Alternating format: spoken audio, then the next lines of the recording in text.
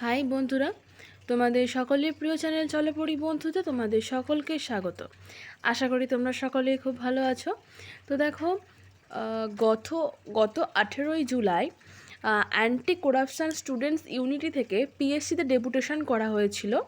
তো সেখান থেকে বিভিন্ন পরীক্ষা, যেমন ধরো ক্লার্কশিপ, মিসলেনিয়াস, ডাব্লিউবিসিএসে, ইডাব্লিউএস ইস্যু, এছাড়া যে আমাদের মাননীয় যে বলেছেন 50% শুধুমাত্র নিয়োগ করানো হবে প্রয়োজন পড়লে, সেটা নিয়ে, তাছাড়া আরও অনেক ইম্পর্ট্যান্ট পয়েন্ট নিয়ে কিন্তু অ্যান্টি করাপশান স্টুডেন্টস ইউনিটি গ্রুপেরা কয়েকজন সদস্য পিএসসিতে ডেপুটেশন দিয়েছিলেন এবং সেখান থেকে ওনারা সেক্রেটারি স্যারের কাছ থেকে ডেপুটেশন দিতে গিয়ে যে সমস্ত বিষয়গুলো আলোচনা করে জানতে পেরেছেন সেইগুলো কিন্তু ওনারা এটা শেয়ার করেছেন।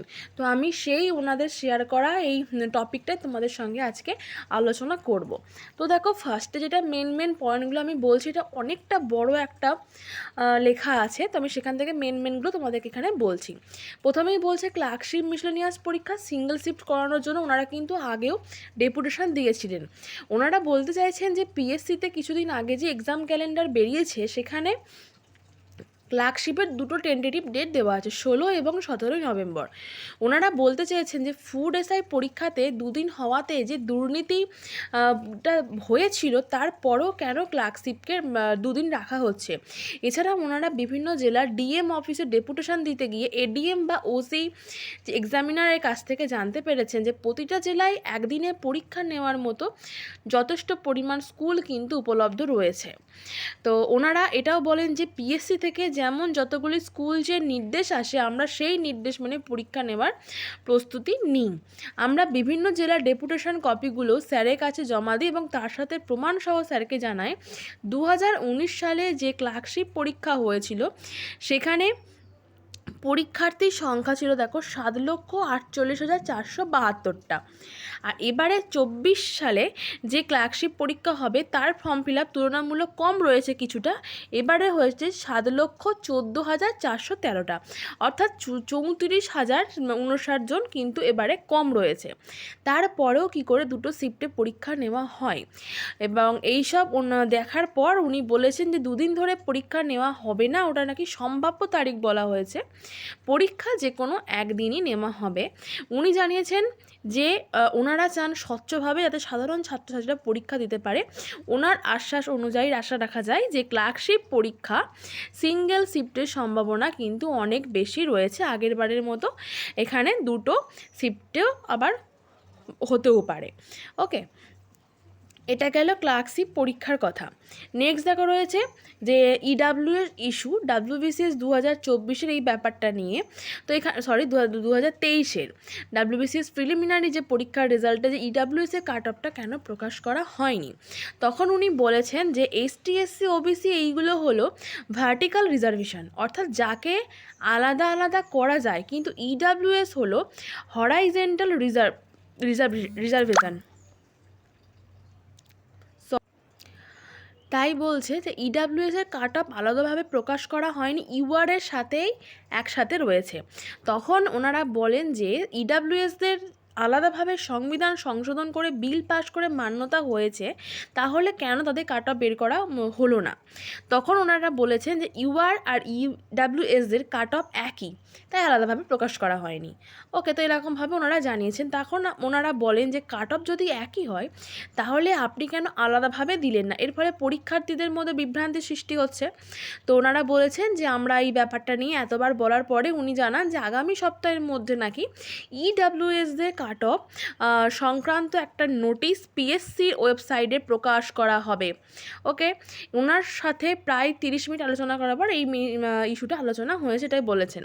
তো বুঝতে পারছো, তোমরা যারা 2023-এর ডাব্লিউবিসিএস পরীক্ষা দিয়েছিলে, প্রিলিমিনারি ইডাব্লিউএস ক্যান্ডিডেট রয়েছো, যারা ভাবছো যে তোমরা কোয়ালিফাই করবে, কিছু নাম্বার তোমাদের সেম নাম্বার আসছে অ্যান্সার কি মিলিয়ে, তো চিন্তার কোনো কারণ নেই।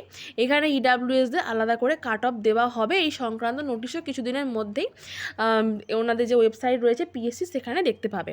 নেক্সট দেখো কী বলছে যে মিসলেনিয়াস এবং ক্লার্কশিপের ভ্যাকেন্সি কত হতে পারে। এই যে 50% যে ইস্যু বলা হচ্ছে না, যে খুব দরকার পরিষ্কার না হলে লোকজন নেওয়া হবে না? তো এটার পর ওনারা এই প্রশ্নটা তুলে ধরেছেন, খুব ভালো একটা পয়েন্ট।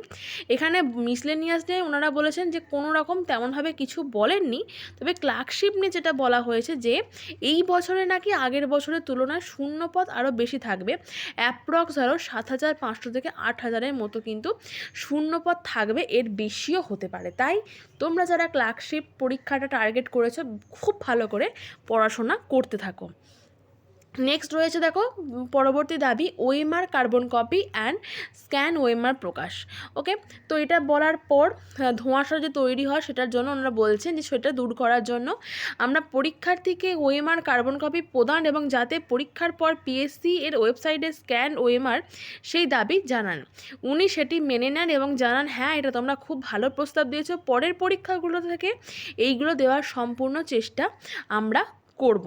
ওকে, তাহলে OMR carbon copy and scan OMR নিয়েও প্রকাশ নিয়ে এটা একটা ইস্যুটা মিটে গেল। নেক্সট রয়েছে WBCS 2024-এর নোটিফিকেশান কবে প্রকাশিত হবে। এখানে বলা হচ্ছে যেহেতু ডিসেম্বর মাসে পরীক্ষার সম্ভাব্য তারিখ ঘোষণা করা হয়েছে, তখন উনি জানান শীঘ্রই সম্ভবত আগস্টের শেষ বা সেপ্টেম্বরের শুরুতেই নোটিফিকেশান প্রকাশ করা হবে। আরেকটি বিষয় বলছে কথায় কথায় বেরিয়ে আসে যে 2025-26 সাল থেকে WBCS মেন্স ডেসক্রিপটিভ হতে পারে, যা নিজে থেকেই জানান। ওকে, অর্থাৎ 2024টা মোটামুটি যেমন এক্সাম হয় মেন্স তেমনই হবে, 25-26 থেকে কিন্তু মেন্স ডেসক্রিপটিভ হওয়ার প্রবল সম্ভাবনা রয়েছে। নেক্সট পয়েন্ট দেখো আইডিও নিয়ে। তো আইডিওর এখানে কি বলছে, নতুন পরীক্ষার নোটিফিকেশনের ব্যাপারে উনি কী বলেন, আইডিওর রোস্টার সমস্যা এখনও মেটেনি। Motor vehicle inspector, assistant engineer, civil KPS এই পরীক্ষাগুলোর কোনো শূন্যপদ এখনও পর্যন্ত রিপোর্ট হয়নি, তাই এগুলো নোটিফিকেশন আপাতত বের হওয়ার সম্ভাবনা নেই। নেক্সট যে দাবি রয়েছে, বেশ কিছুদিন ধরে আমরা দেখতে পাচ্ছি যে সরকারি অফিসে যত সংখ্যক শূন্যপদ আছে তার 50%-এরও কম নোটিফিকেশান বের করার নির্দেশ দেওয়া হয়েছে। তো এইটা বলাতে ওনারা বলেন যে পিএসসির কাছে এমন কোনো নোটিশ এসে পৌঁছায়নি। ওকে, নেক্সট দেখো এই যে গার্ডের ব্যাপারে একটা ওনারা দাবি তুলেছিলেন যে পিএসসির বিভিন্ন পরীক্ষায় গার্ড দেওয়ার ক্ষেত্রে যথেষ্ট গাফিলতি লক্ষ্য করা যায়। যেমন ধরো WBCS মেন্সে 2022-এ বিভিন্ন পরীক্ষায় দুর্বল পাহারার ফলে হল কালেকশন চলেছে। ওকে, তো বিভিন্ন এই যে এগুলোর জন্য ওনারা বলেছেন এবং ওনারা আশ্বাস দিয়েছেন যে যথেষ্ট ব্যবস্থা নেবেন এবং অভিজ্ঞতা অনুযায়ী স্কুলের নাম বলুন যেখানে এমন হয় যাতে পরের বার আমরা জানাতে পারি। অর্থাৎ যে স্কুলে এরকম যদি কেউ বলে থাকে, যদি সেই নামগুলো মনে থাকে, তাহলে সেই স্কুলগুলো ওনাদেরকে জানালে পিএসসিতে ওনারা পরের বার আরও স্ট্রিক্ট কোনো স্টেপ নেবেন। ওকে, নেক্সট দেখা রয়েছে WBCS-এর ইন্ডিভিজুয়াল মার্কস যাতে দেওয়া হয় সেই বিষয়ে আমরা আবেদন করি। তখন উনি বলেন আমরা তো দিয়ে দিই, আমরা বলি না স্যার ইন্ডিভিজুয়াল মার্কস দেওয়া হয় না। তখন উনি বলেন নিয়োগ প্রক্রিয়া শেষ হলেই ওনারা ইন্ডিভিজুয়াল মার্কস দিয়ে দেবেন। যেহেতু গতকালই WBCS গ্রুপ ডি 2021-এর রেজাল্ট প্রকাশ হয়েছে, তাই পুরো প্রক্রিয়া শেষ হওয়ার দরুন এখন আইনগতভাবে কোনো বাধা নেই। তা এবার কতটা তাদের সদিচ্ছা প্রকাশের ক্ষেত্রে সেটা কিছুদিনের মধ্যেই বোঝা যাবে। ওকে, তারপর দেখো যেটা রয়েছে নেক্সট পয়েন্টে যেটা রয়েছে সেটা হচ্ছে যে ওই মেট্রো, যখন WBCS মেন্সের ক্ষেত্রে মেট্রো পরিষেবা বজায় থাকে সেই বিষয়ে বলা হয়েছে। নেক্সট ইম্পর্টেন্ট পয়েন্টটা হচ্ছে WBCS মেন্স 2022 এবং WBCS গ্রুপ ডি 2021-এর রেজাল্ট দ্রুত বের করার অনুরোধ জানায়। উনিও আশ্বাস দেন যে শীঘ্রই রেজাল্ট বের করা হবে। আর গতকালই কিন্তু WBCS গ্রুপ ডি এর রেজাল্ট 21-এর রেজাল্ট প্রকাশ করা হয়েছে, কিন্তু তার শূন্যপদ সংখ্যা মাত্র একটা, মানে এবছর গ্রুপ ডি এর জন্য শূন্যপদ ছিল মাত্র একটা। তো এই জিনিসগুলো কিন্তু যে পিএসসি যে অ্যান্টি করাপশান যে গ্রুপ রয়েছে, তো ওনারা এই ডেপুটেশনগুলো দেওয়ার পর এই উত্তরগুলো ওনারা পেয়েছেন এবং এগুলোই কিন্তু ওনারা সরাসরি শেয়ার করেছেন। তো এই আপডেটটাই তোমাদেরকে দেওয়ার ছিল, আশা করব অনেকটাই উপকারে আসবে। আবার তাহলে তোমাদের সঙ্গে নেক্সট ভিডিওতে দেখা হবে। Thank you.